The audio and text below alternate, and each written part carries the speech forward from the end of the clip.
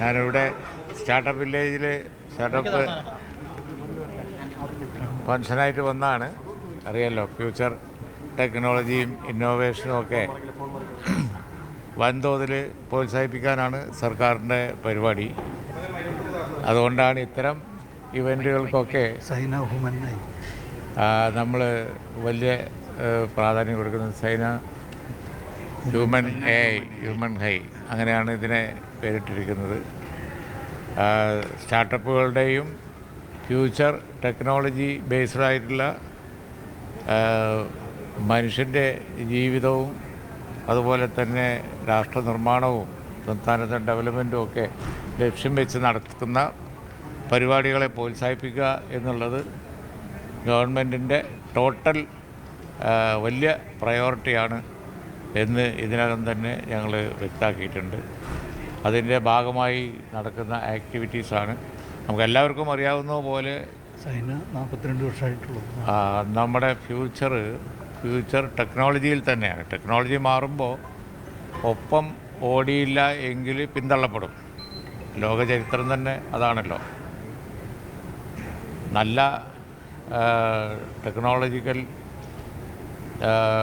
Development ഉണ്ടാവുകയും അത് എല്ലാ മേഖലയിലും, ഇപ്പോൾ ഉദാഹരണമായിട്ട് കാർഷിക മേഖലയായാലും അല്ലെങ്കിൽ ഡിഫൻസായി അല്ലെങ്കിൽ മറ്റെന്ത് മേഖലയിലാണെങ്കിലും അത് പ്രയോഗിക്കുകയും ചെയ്യുക എന്നുള്ളതാണ് ഇന്നത്തെ ഏറ്റവും വലിയ ശക്തി. അപ്പോൾ അതില്ലാത്ത സ്റ്റേറ്റുകളായാലും രാജ്യങ്ങളായാലും ഒക്കെ പുറന്തള്ളപ്പെടും. അതുകൊണ്ടാണ് ഇതിന് ഏറ്റവും കൂടുതൽ പ്രാമുഖ്യം കൊടുക്കാൻ സർക്കാരിൻ്റെ നയം ആ രീതിയിൽ വ്യക്തമാക്കിയത്. മുഖ്യമന്ത്രിയും ബന്ധപ്പെട്ട എല്ലാവരും, ഇതിനൊന്നും ഒരു മന്ത്രിയല്ല, എല്ലാ മന്ത്രിമാരുമാണ്. ടെക്നോളജി ഞങ്ങളുടെ ഡിപ്പാർട്ട്മെൻറ്റാണ് എന്നുണ്ടെങ്കിൽ ഉപയോഗം മറ്റു പല ഡിപ്പാർട്ട്മെൻറ്റുകളും ആണ്. അപ്പോൾ എല്ലാവരും കൂടി ചേർന്ന് നടത്തുന്ന ഒരു കമ്പൈൻഡ് ആയിട്ടുള്ള ജോയിൻ്റ് ആയിട്ടുള്ള എഫർട്ടാണ് technology improvement, future technology improvement, new innovations. അപ്പോൾ ആ രംഗത്ത് ഇന്ത്യൻ സംസ്ഥാനങ്ങളിൽ ഏറ്റവും മുന്നിൽ നിൽക്കാനുള്ള ശ്രമമാണ് ആദ്യമായി AI നയമൊക്കെ പ്രഖ്യാപിച്ച് ഇപ്പോൾ കേരളം നടത്തിക്കൊണ്ടിരിക്കുന്നത്. ഇന്ത്യയിലെ ആദ്യത്തെ AI ഇനീഷ്യേറ്റീവ് വന്നത് ഇവിടെ നിന്നാണ്, കേരളത്തിൽ നിന്നാണ്. അതുകൊണ്ടാണ് ആദ്യത്തെ മിനിസ്റ്ററൊക്കെ പറയുന്നത്.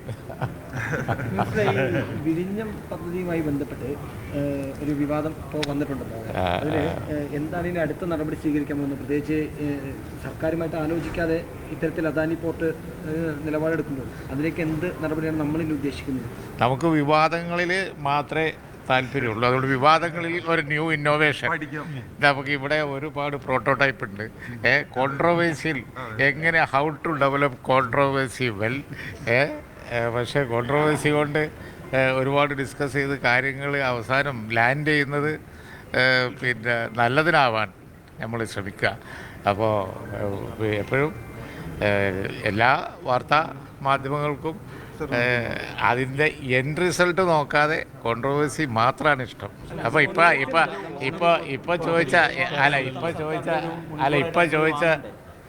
ചോദിച്ച സംഗതിക്ക് ഇന്നലെ നിയമസഭയിൽ മുഖ്യമന്ത്രി ക്ലിയറായിട്ട് മറുപടി പറഞ്ഞിട്ടുണ്ട്.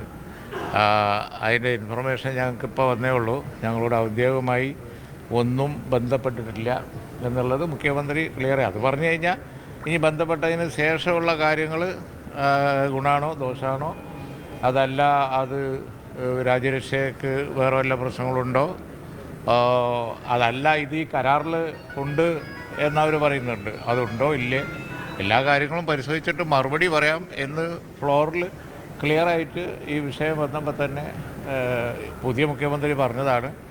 പഴയ മുഖ്യമന്ത്രിക്കും അവിടെ ഇരിക്കുന്നവർക്ക് ഇതിൻ്റെ കാര്യങ്ങൾ ഞങ്ങളെക്കാൾ കൂടുതൽ അറിയാമല്ലോ. കാരണം ഇപ്പോൾ 10 വർഷം അധികാരത്തിൽ അവരായിരുന്നില്ലേ. ഈ പോർട്ട് അദാനി പോർട്ട് തിരുവനന്തപുരം നമ്മൾ വിഴിഞ്ഞം പോർട്ട് കൊണ്ടുവന്നത് ഞങ്ങളാണ്.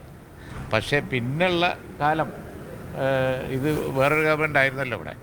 അപ്പോൾ എന്തൊക്കെയാണ് കരാറിലുണ്ടാവുക ഇല്ല എന്നുള്ളതൊക്കെ അവർക്കല്ലേ കൂടുതൽ അറിയാം. ഞങ്ങളൊക്കെ ഒന്ന് എടുത്ത് നോക്കട്ടെ, കടലാസൊക്കെ ഒന്ന് എടുത്ത് നോക്കുമ്പോഴല്ലേ ഇപ്പോൾ പലതും ഞങ്ങൾക്കൊരു മാസമേ കിട്ടിയുള്ളൂ, ഒരു 1.5 മാസമല്ലേ കിട്ടിയുള്ളൂ. അത് കഴിഞ്ഞിട്ട് പറയാം. ആദ്യം തന്നെ നിങ്ങൾ എല്ലാത്തിലും കോൺട്രവേഴ്സിക്ക് പ്രാമുഖ്യം കൊടുക്കണ്ട. നമ്മൾ അല്പം നിർമ്മാണാത്മകമാണ്. അതുകൊണ്ടാണ് ഞാൻ ഇന്നോവേഷൻ പറഞ്ഞത്.